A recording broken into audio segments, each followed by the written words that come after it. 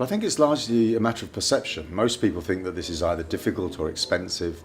And really, it's a matter of getting in early and setting the standards really right at the beginning, so that you know that when it rains, water's going to flow through the site.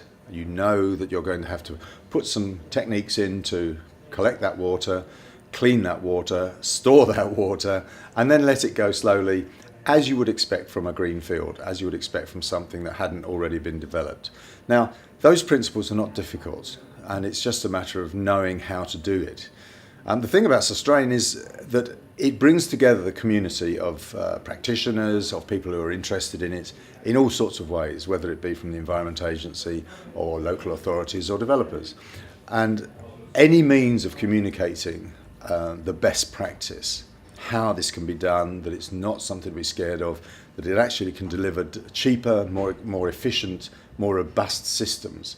That's what susdrain is going to, I think, is the best benefit of susdrain. Obviously, it's a way of introducing new ideas and checking that we're doing this sort of stuff correctly. But the real thing is to make sure that people understand that this is not that difficult, that it's a straightforward process if you just follow best practice. The challenge is for me, is a lot of the misconceptions. There's a lot of people think it's going to be expensive and it's going to be hard to do, but we've actually been doing it for years and years. It wasn't called SuDS back in the 80s. We've been storing water, holding it back, and not so much on the treatment side, but we've been controlling water for years. And it's no more difficult now than it was years ago. I think there's a perception that it has to be a huge pond, or it's going to take lots of houses and take up lots of room, but it doesn't have to be like that. And one of the beauties of susdrain for me is that it's going to show people all the different techniques that are available, and show them that it's not going to be difficult to do, and it should be fairly straightforward.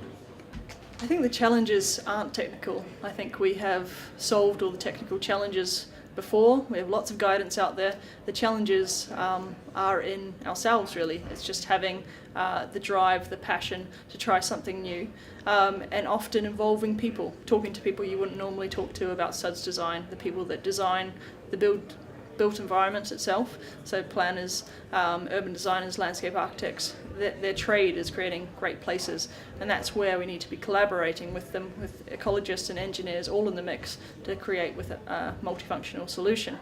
I think the main problems at the moment are ones of how the SuDS will be adopted and maintained in the future. We obviously have draft national standards at the moment, and the Flood and Water Management Act provides a mechanism for adoption.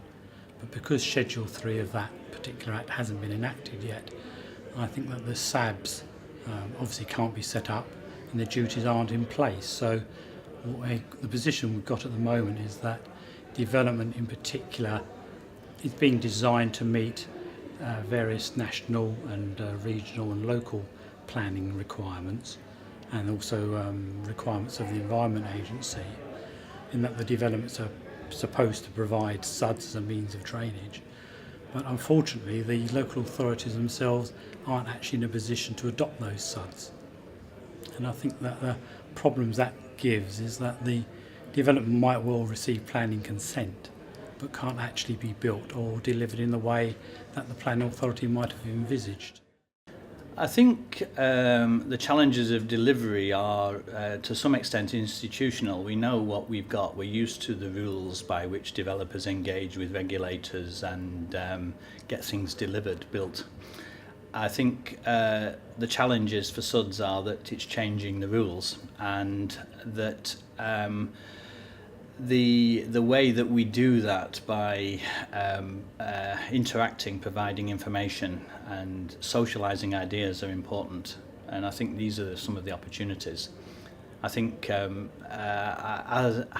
my experience as an engineer, I used to like rules and following standards, and I've come to learn that a lot of a way of getting things done effectively is by getting stakeholders properly engaged, and I think SuDS above all is an issue that has many stakeholders, and there's a real need for passing on good practice and socialising ideas.